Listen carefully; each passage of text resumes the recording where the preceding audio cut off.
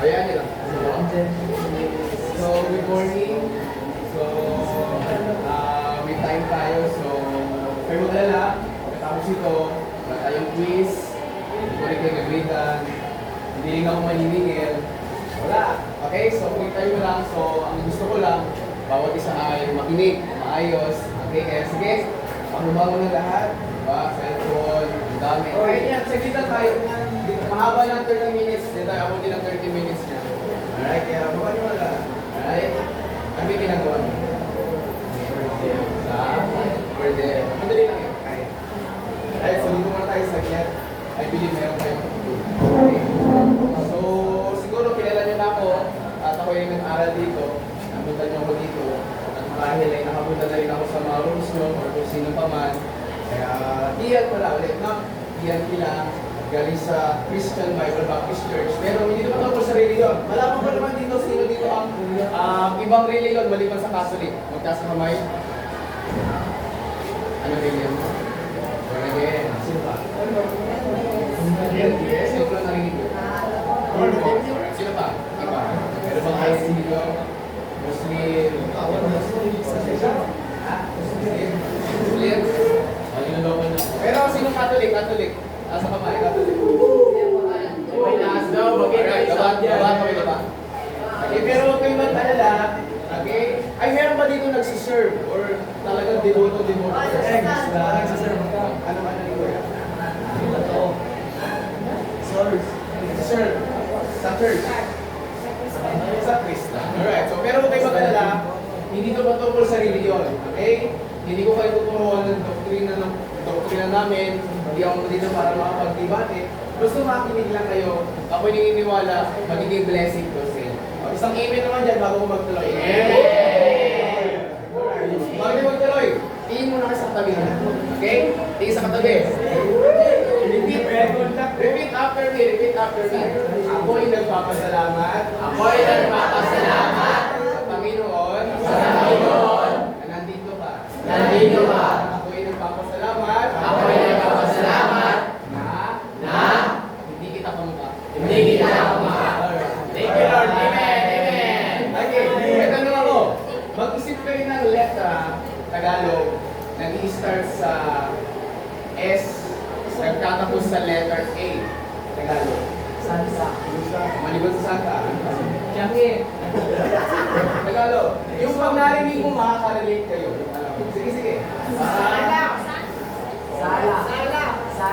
Sala. Sofa. Alright, ano pa?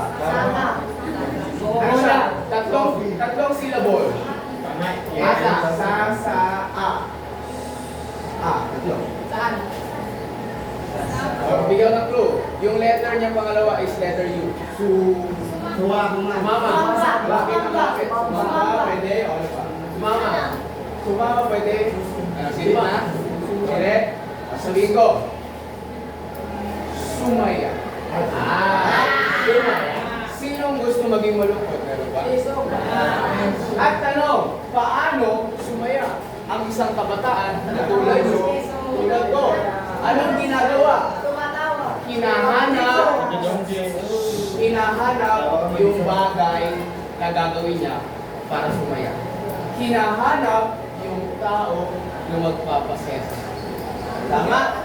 Pero ang problema, kapag isiniksik mo yung sarili mo sa isang bagay, sa isang tao, na akala mo papasayahin ka, sa dulo hindi. Ang resulta, broken, started, depressed. At ang tanong, saan hinahanap ng kabataan ang kasiyahan? Saan? Sa tao, sa laot, sa boyfriend,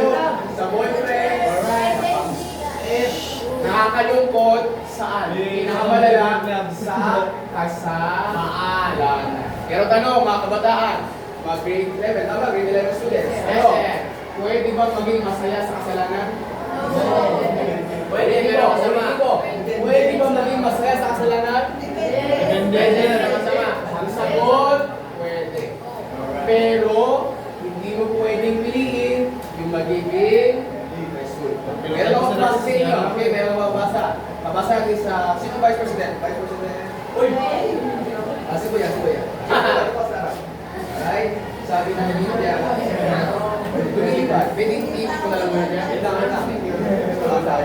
ng Biblia? Romans 6:23. Alala. Roman. For the wage of sin is death. Ang ganun lang. Ito natin ha. Ready, go.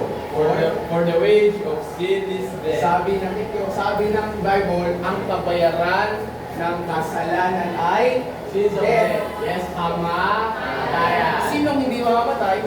Kaya na meron dyan, no? Cemetery, tama? Patunay na merong kamatayan. Pero tanong, ito ang pinakamahalaga tanong. Sakaling dumating sa inyo ang kamatayan, sigurado niyo ba pag kayo namatay sa langit niyo pupunta? Yes! Pero ako yung naniniwala, gusto niyo masigurado. Yes! Meron ako narinig isa nagsabi, maramihan hindi, maganda, ngayong oras nito, masigurado. Amen? Aanin niyo, bakit ba kayo nag-aaral?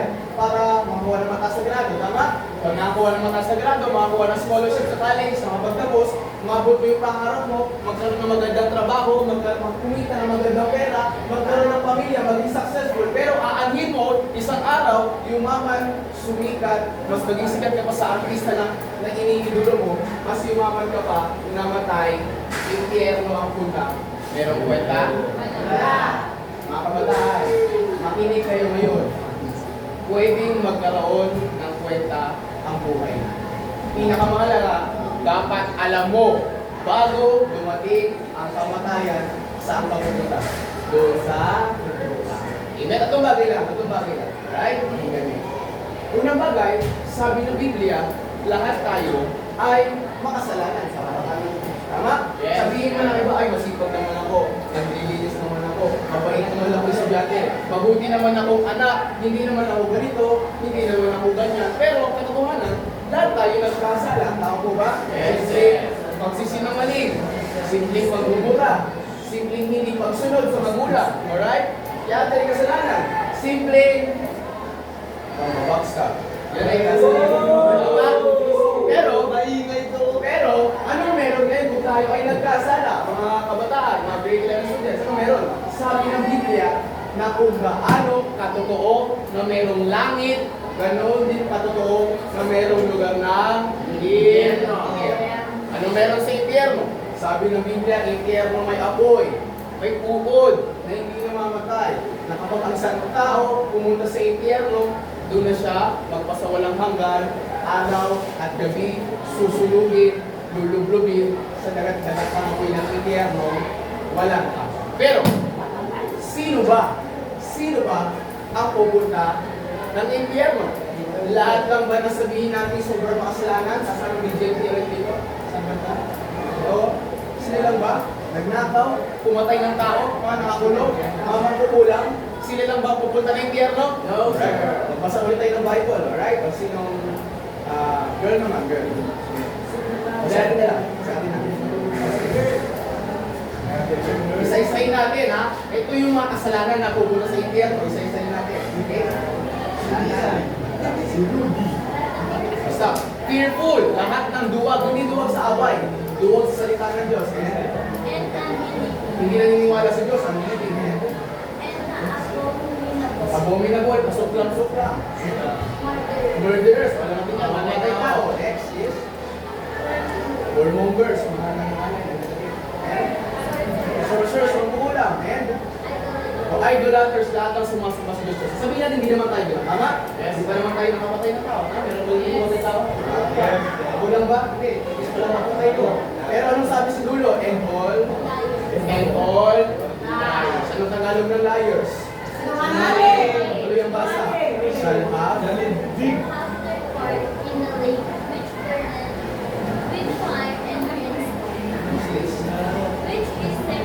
Which is the second.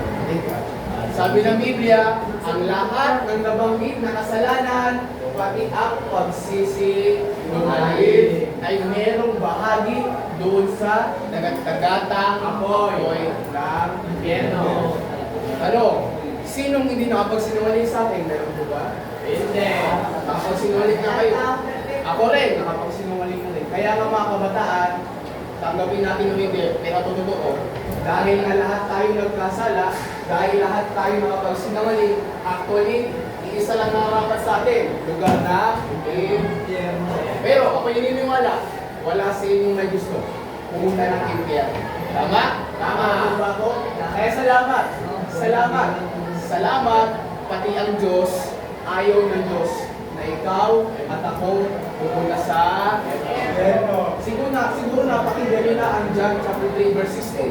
For God so loved the world, tama? That He gave His only begotten Son, that whosoever believeth in Him should not perish but have everlasting. Anong ginawa ng Diyos? Ang Diyos, alam niyo storya, ang Diyos, ibinigay niya sino? Ang kanyang butong na anak.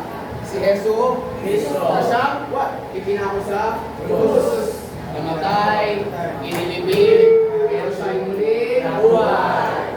Mga kabataan, mga grade 11 students, yun yung dahilan. Bakit niya ginawa yan? Amen? Amen. Hindi lang para may Pasko, hindi lang para may bakasyon tuwing Pasko, hindi lang para may Holy Week. Higit sa lahat, merong lugar ng impyerno.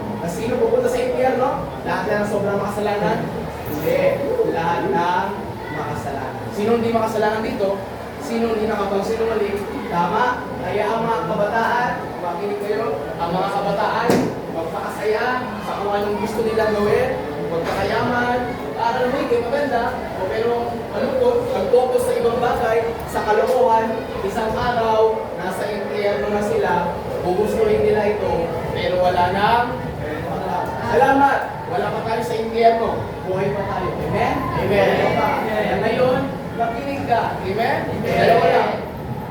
Dalawa lang ang pwede mong gawin sa Panginoon. Dalawa lang. Tanggapin o tanggapin o sino may cellphone? Ayan ba? Okay? Pwede mahirap? Ito works. Alright. Tanong ko naman, ito ba ay binili mo o bigat? Binili mo to? Ikaw bumili? Bilay. May kang bumili. Sino lang bigay? Sige. Mama, very good. Alright. Ano? Binayaran niyo ba ito? Hindi. Pinaghirapan niya? Hindi. Pero bakit nasa kanya? Hindi niya pinaghirapan, hindi niya binili. Bakit nasa kanya? Merong at hindi lang binigay. Nung inaabot sa'yo, anong ginawa mo? O sige, mag-thank you ka. O napunta sa kanya, nag-thank you siya? Wala, nag-thank you. Anong na kailangan mo gawin? Kailangan mo? Yes niya? Pero, sabi niya, ayoko niya, gusto ko ng iba, gusto ko Lupiang Romas, mababasa kanya. Ganon din ang Panginoon. Ganon din ang langit. Amen? Ang Panginoon, ipinako sa cross, sabi ng Panginoon, ito'y para sa lahat. Para hindi na sila pupunta sa impyerno. Pero, anong ginagawa ng tao? Ay hindi, mabuti ako ng tao. Ay hindi, may simbahan ako. Ay hindi, masaya ako sa ginagawa ko. Ay hindi, dito, mayaman ako, sikat ako. O nasa impyerno sila ngayon. Yung ibang punta pa lang sa impyerno. Kasalanan ng Diyos? Hindi. Mga kabataan, inulit ko, wala akong kukunin pera dito sa school. Hindi naman ako nangihisip yung mamaya. Alright? Siyang guest hindi ako bibigyan niya. Sa principal, hindi ako bibigyan niya. Pero bakit ito ginagawa? Kasi totoo na merong impyerno. At kapag merong pumunta sa impyerno, kasalanan namin. Bakit? Kasi kami, alam na namin ito. Alam namin kung paano pumunta sa langit. Kaya ngayon, nandito kami para ibahagi rin sa inyo. Pero, kung hindi kayo nagiginig, kasi may kasalanan. Inulit ko, dalawa lang pwede gawin. Tanggapin. Anong gusto nyo? Tanggapin nyo ngayon ng Panginoon. Amen? Kung madali lang tanggapin niya, tama? Kasi nakikita ko, tinanggap ko lang. Pero, paano tatanggapin ng Panginoon? Sabi ng Biblia, sa isang taimtim na panalangin.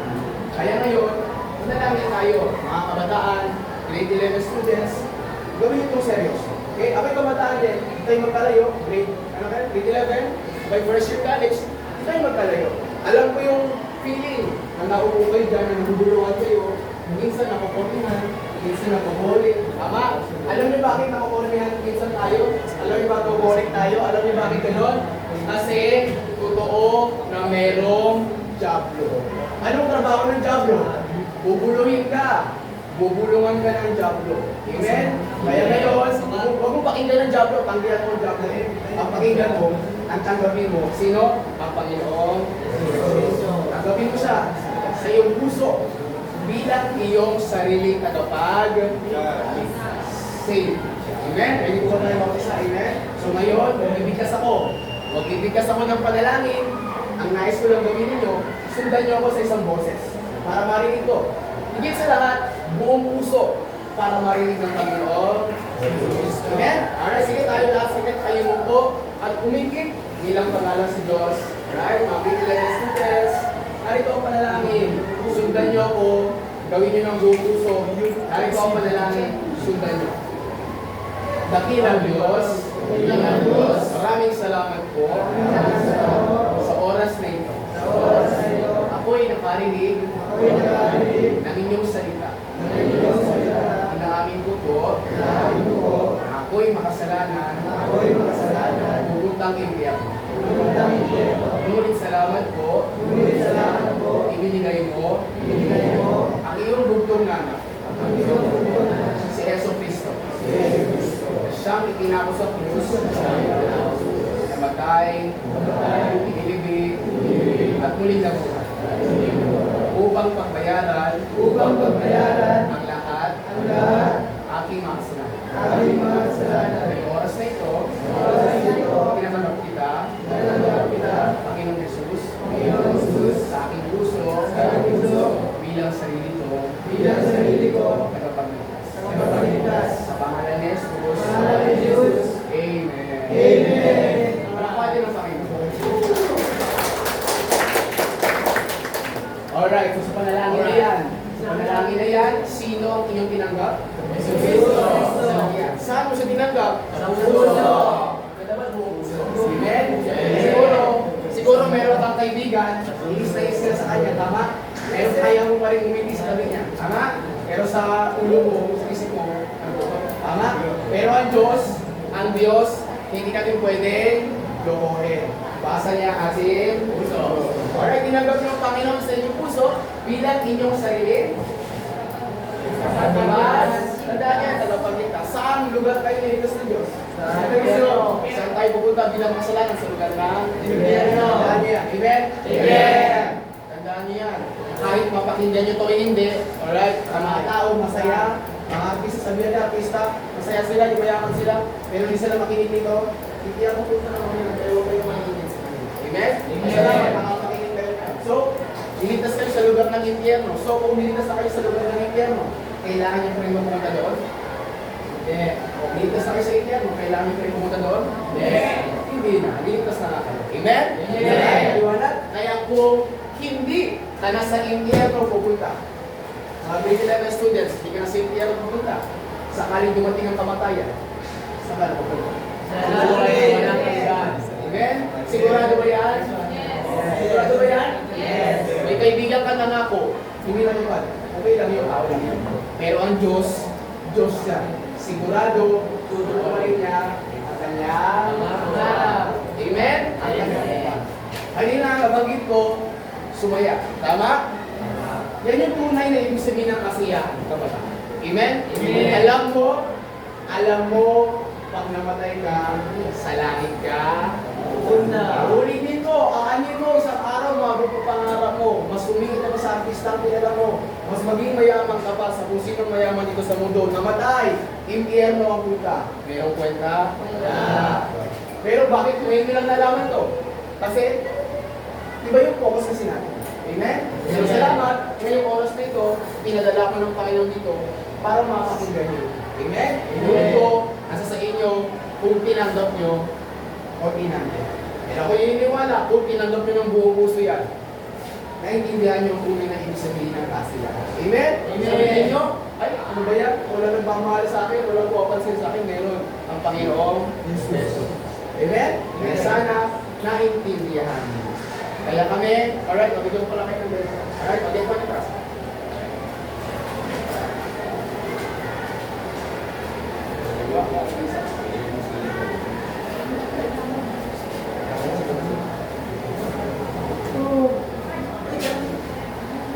Kaya kami, yung church namin sa harap. Alright, Christian, Bible, Baptist. Amen? Kaya yan ang pinapangalan namin. Buka pa? Bumuha? Alright. Kung hindi nyo kabisado yung address, hindi mo pa sa likod. Tingin sa likod. Hindi yung mapa sa likod. Alright? So, saan ba ako magsimula? Dito yung SM Downtown. Dito ba yung SM Downtown, no? SM Downtown dito, SM Downtown dito. Okay, didiretso ko yung ganyan. Yung Miss Shopping Center, alam mo yung Miss? Miss Shopping Center. AU Bank is dito. Itong pataas na to sa Versailles Street, itong pataas, yun yung plaza. Yung pataas dito, yan yung plaza. Pababa sa amin. Yung papasokan siya. Kapag sa SM Downtown, kadidiretso, yun ang SM Downtown, pakaliwa, plaza, di ba? Pakanan sa amin yung pakanan. Alright, yung pakaliwa plaza, pakanan sa amin. Okay, may makikita kayo doon, malaking tarpaulin, Christian Bible. Mga white kids, no, mga young people, mga kabataan. Ay, tandaan nyo, dito ako magtatapos. Alright, everyone. Okay, tandaan nyo, pwede maging masaya nang walang kasalanan. Amen? Kasi ang kasalanan, ang kasiyahan sa kasalanan, saglit lang yan. Amen? Isang araw, sisingilin lang. Pero, pwede maging masaya nang walang kasalanan. Paano paano mangyayari yun? Dito, sa salita ng Diyos. Kailangan nyo ng simbahan na magtuturo sa inyo ng salita ng Diyos. At ang kasiyahan na yan, hindi lang yung hanggang lupa. Hanggang pagdating sa... medyo siguro ngayon, medyo magulo pa. Marami pa kayong tanong, alright? Marami tayong pwede mag-aralan. Ay, punta kayo sa church namin, amen? Kaya you're very much welcome makapunta. Andiyan na lahat ng information, no? Punta kayo, you're very much welcome na makapunta. Wala akong kakilala kasi na kilala nyo siguro nakapunta na. Pero but anyways, you're very much welcome makapunta. Tuwing linggo, 8:30 ng umaga, punta kayo, usap-usap yung mga kaibigan. Yan, para makapunta. Alright? Kaya, so much more than, okay naman na. Ano was? Alright. So, sige, meron tanong, meron gustong sabihin, meron gustong tanong. Alright? So, I hope yun yan ang iman. O isang amen naman kung naintindihan. Amen? Amen! Sino tumatos sa Panginoon? Pakita sa kamay. Woo! Alright. Amen. Praise the Lord. Salamat sa inyong time. Yung marapatin, no?